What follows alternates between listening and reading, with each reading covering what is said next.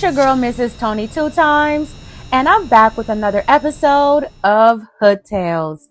In this video, let's take it to Indianapolis, Indiana, to discuss the case of a funeral that took a crazy turn when an ex-husband confronted the new husband.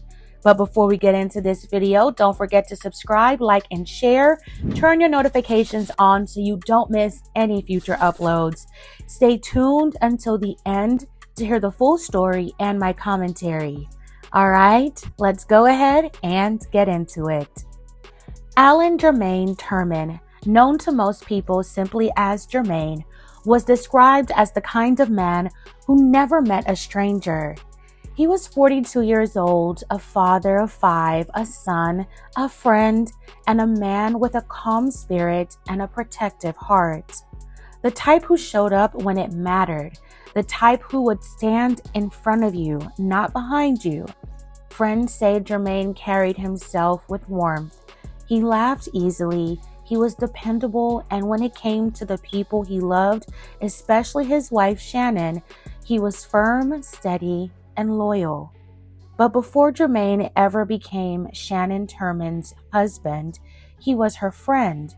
According to Shannon, they had known each other for about 15 years. They were co-workers on and off, moving in similar circles, but respecting each other's relationships at the time.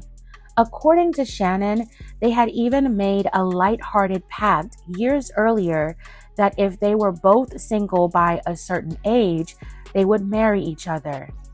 Life has a way of circling back. After Shannon legally separated from her husband in 2021 and they were living separately, she and Germaine reconnected in a new way. What started as friendship evolved into something more, and this time they didn't hold back. According to Shannon, they did things the right way. They waited until her separation was official. By early 2022, Shannon and her ex-husband's divorce was finalized, and not long after, she and Germaine were married. Had plans on a wedding reception celebration at the Keystone Event Center. Decorations were picked, catering was arranged. They were looking forward, not backward. But Shannon's past had not fully let go. To understand how things spiraled, we have to talk about Stephen Lowe. Stephen Lowe was Shannon's former husband. Court records show the two divorced in February 2022 after years of what Shannon described as abuse and escalating behavior. There had been prior criminal cases in 2017 and 2021, including serious allegations of strangulation and other charges, though those cases were dismissed. By Shannon's account, their marriage had been turbulent. She later described Stephen as a man who struggled with anger and control. In her own words, he had a mindset of, "If I can't have you, nobody can." After the divorce, Shannon said the harassment didn't stop. She claimed there were threats, claims that Stephen demanded 50% of her business profits after learning she had remarried and was running her own company, claims that he would show up uninvited to events, that he would pop up. In August 2022, an incident led Shannon to file for a protective order against Stephen. According to her, it involved a confrontation serious enough that she felt she needed legal protection. By that time, she and Germaine were trying to build their new life, while also looking over their shoulders. November 5th, 2022. It was supposed to be a day of mourning for Shannon's mother, Lisa Jean.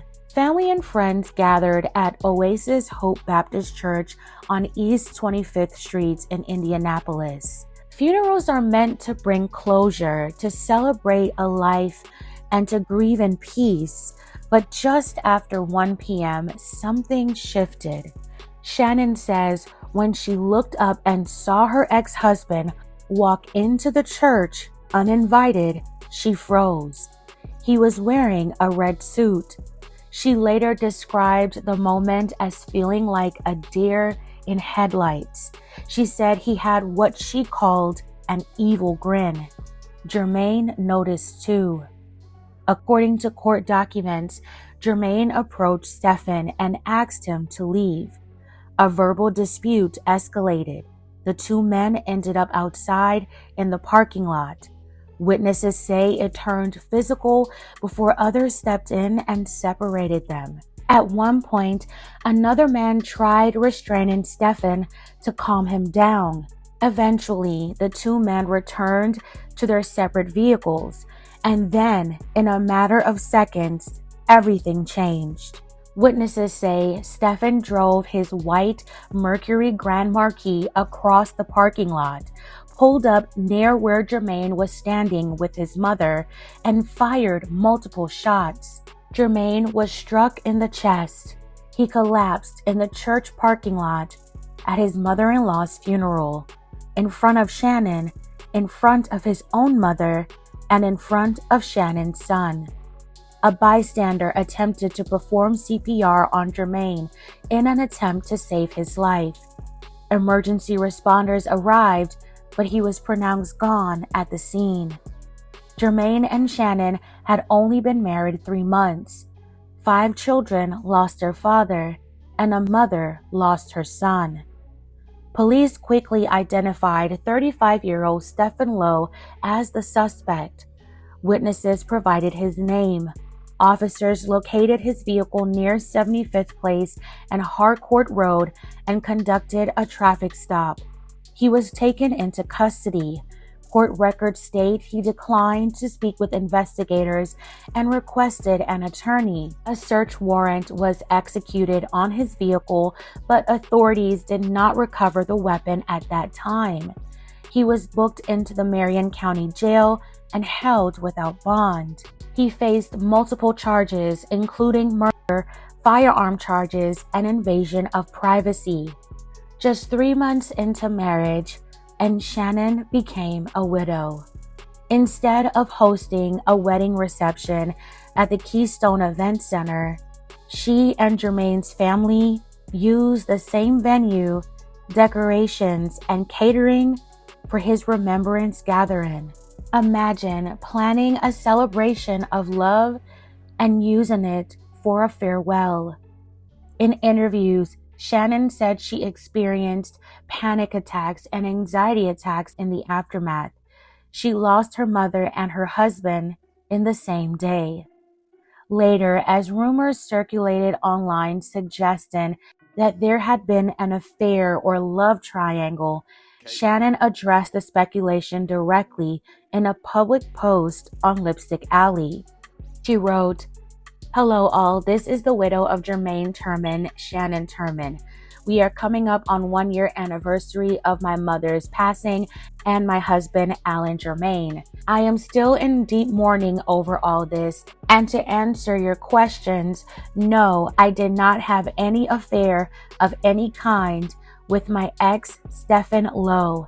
We were separated almost 2 years before the divorce was finalized and living separately. Germaine and I were co-workers on and off over the years, just like-minded friends. We respected others' relationships and did not cross that boundary. We simply made a pact that if we were single by a certain age, we would marry, and we did love each other, so we kept our word. We fell in love after my separation was legal in 2021, so we did the right thing. Although it looks like a love triangle, it was far from it. It's just a case of a jealous ex who didn't want me, but didn't want anyone else to have me either. He had mental health issues that were not addressed, and this took him over the edge. I do pray for Stefan, and I hope that God has mercy on his soul. I'm simply trying to move forward with my life, and I pray I heal and recover from this. God bless you all. If you know anyone who is a victim of DV, please say something. It can save a life. God is in control." In August 2024, Stephen Lowe entered a plea agreement. He pleaded guilty to voluntary manslaughter, unlawful possession of a firearm by a serious violent felon, and invasion of privacy for violating the protection order. The original hit charge was dismissed as a part of that agreement. In September 2024, he was sentenced to 46 years with credit for time already served, meaning he will spend just over 4 decades behind bars. During sentencing, statements were read in court. Shannon wrote that her mother loved Stephen and would have wanted a peaceful homegoing.